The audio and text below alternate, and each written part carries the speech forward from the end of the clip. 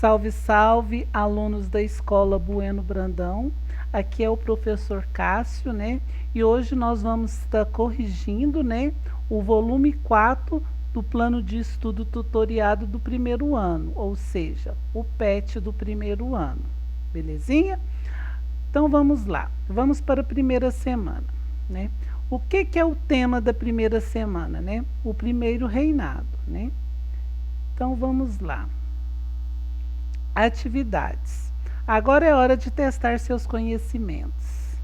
Lembre-se que as pesquisas e consultas são permitidas e bem-vindas para que você realize com sucesso as atividades, né? O primeiro reinado teve início com a independência brasileira declarada em 7 de setembro de 1822, mas ainda era necessário consolidar a mesma no país. Dom Pedro garantiu o fim das lutas provinciais rebeldes que eram contrárias à autonomia política do Brasil em relação a Portugal. O Brasil obteve o reconhecimento internacional por parte da Inglaterra, Estados Unidos, México e Portugal, com a mediação da Inglaterra. Nesse acordo, o Brasil pagaria uma indenização a Portugal, além de ceder o título de imperador honorário do país a Dom João VI, e não incentivaria colônias portuguesas na África a lutar pela independência, né?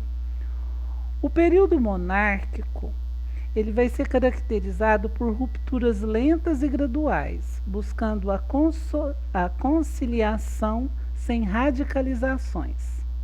Nas políticas sociais e culturais, observamos vários elementos de continuidade, né? Ou seja, a independência vai ocorrer, mas não vai ocorrer uma mudança na estrutura social e econômica do país, né? As instituições brasileiras, sólidas e moralmente contra a radicalização e a fragmentação, de certa forma impediram o avanço de mudanças desejadas pela sociedade em romper com o equilíbrio da ordem, né? Ou seja, né, as instituições brasileiras, elas de certa forma elas lutaram para não ter um separatismo, uma desmembração dos estados da colônia portuguesa, como ocorreu na colônia espanhola, né?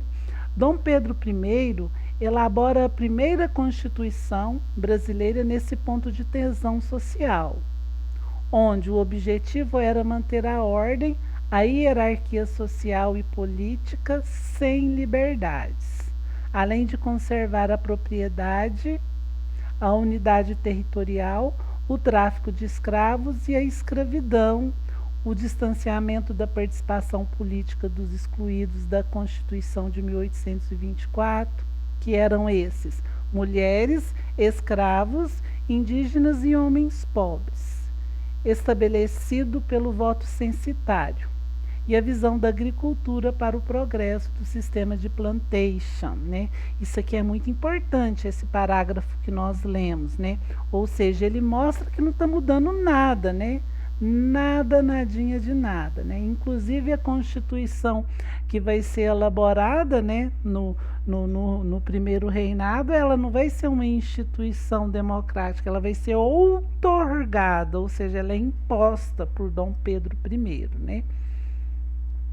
O sentido de nação e liberdade está relacionado ao ideal de unidade dos interesses das elites, na garantia de uma continuidade cultural, política e econômica hegemônicas na sociedade. As elites brasileiras disputavam a descentralização do poder político no país, enquanto Dom Pedro I e as elites portuguesas buscavam uma centralização política, fato que levou ao fechamento da Assembleia Constituinte e à outorga da primeira Constituição do país em 1824. As classes dominantes, né, temiam o poder central, mas tinham pavor da desordem. Por esse motivo, conservadores e liberais desejavam a ordem e a escravidão e traziam a ideia do branco civilizado que era livre e proprietário de escravos. Assim, aceitaram a outorga da Constituição e a monarquia como forma de governo, pois temiam a fragmentação do império para garantir a unidade territorial, a manutenção das tradições dominantes sem transformações sociais. O aumento das tensões políticas, o agravamento da crise financeira do Brasil, a derrota na Guerra da Cisplatina, a criação da República Oriental do Uruguai e a questão sucessória com a morte de Dom João VI foram os motivos que levaram Dom Pedro I a abdicar o trono em 7 de abril de 1831, né?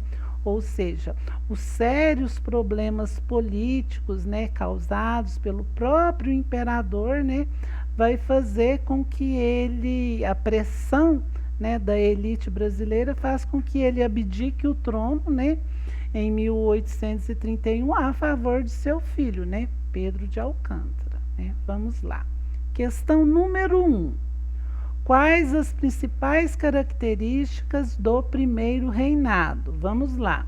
O primeiro reinado estabelecia a monarquia como forma de governo e a transmissão do poder como hereditária. Ou seja, enquanto as colônias ao redor do Brasil fizeram a sua independência e instauraram uma república, né, o Brasil continuou com uma forma de governo monárquica, né? E sendo que a transmissão do poder era hereditária, ou seja, de pai para filho, né? Estabelecia o funcionamento de 4 poderes: o executivo, o legislativo, o judiciário e o moderador. Este último, ou seja, o poder moderador, representava os poderes ilimitados do imperador.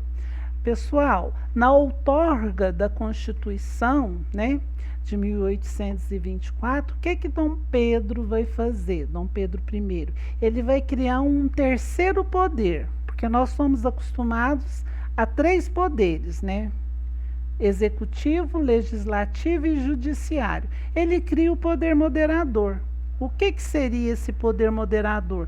Ele seria um poder que daria ao imperador, né, que ocupava o cargo do executivo, a interferir tanto no legislativo quanto no judiciário, né? Ou seja, ele tinha poderes ilimitados, ele governava como um rei absoluto, né?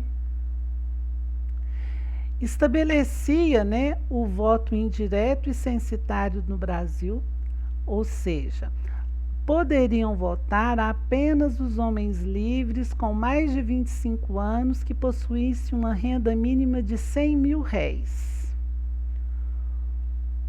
O imperador foi estabelecido como uma figura inviolável. O catolicismo foi escolhido como religião oficial do país, né? E garantidas algumas liberdades individuais, como a liberdade de credo, por exemplo. Entretanto, a escravidão continuou sendo o pilar da mão de obra no Brasil, né? Ou seja, eles fazem a independência, né? Procura essa liberdade para o povo brasileiro. Entretanto, a escravidão continua sendo o sustentáculo da economia brasileira, né? Belezinha, meninos? Vamos para a segunda questão. O que foi outorgado em 1824? Qual era o principal objetivo do documento constitucional? Gente, o que foi outorgado em 1824? Foi a Constituição de 1824, né? E qual era o principal objetivo desse documento, ou seja, da Constituição? Era manter a ordem, a hierarquia social e política sem liberdades, além de conservar a propriedade, a unidade territorial, o tráfico de escravo, a escravidão, o distanciamento da participação política dos excluídos da sociedade, né? da Constituição de 24, né, de 1824, que eram as mulheres, os escravos, os indígenas, os homens pobres, estabelecido pelo voto censitário, ou seja, o povão não podia votar, porque ninguém ganhava acima de 100 mil réis, né? Ou seja, esse voto censitário, essa pseudo-democracia, né, era para inglês ver, né? Porque o pobre, as mulheres, os escravos, os indígenas passavam longe de ter essa lenda. Belezinha, né? E a visão da agricultura para o progresso do sistema de plantations, né? Ou seja, eles vão continuar, né, com a questão da agricultura, né, como sendo um fator de enriquecimento, mas no sistema de plantation, ou seja, grandes propriedades com mão de obra escrava, belezinha? E plantando um único produto, né? Esse sistema plantation é baseado nisso: grande propriedade, monocultura, mão de obra escrava. Questão número 3. O que as elites brasileiras disputavam? As elites brasileiras disputavam a descentralização do poder político no país, enquanto Dom Pedro I e as elites portuguesas buscavam a centralização política. Tem uma dicotomia aqui entre essas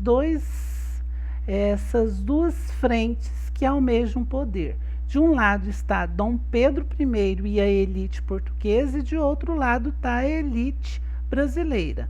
Dom Pedro queria uma centralização do poder nas suas mãos, né? Enquanto que a elite brasileira, ela queria o quê? Uma descentralização, queria mais autonomia, né? No sistema político. Questão número 4. Qual o motivo levou ao fechamento da Assembleia Constituinte? Justamente a disputa pela descentralização do poder do imperador Dom Pedro I. Ele não vai aceitar, né, a elite brasileira bater o pé e falar que ele não quer que ele tenha tanto poder nas mãos, né?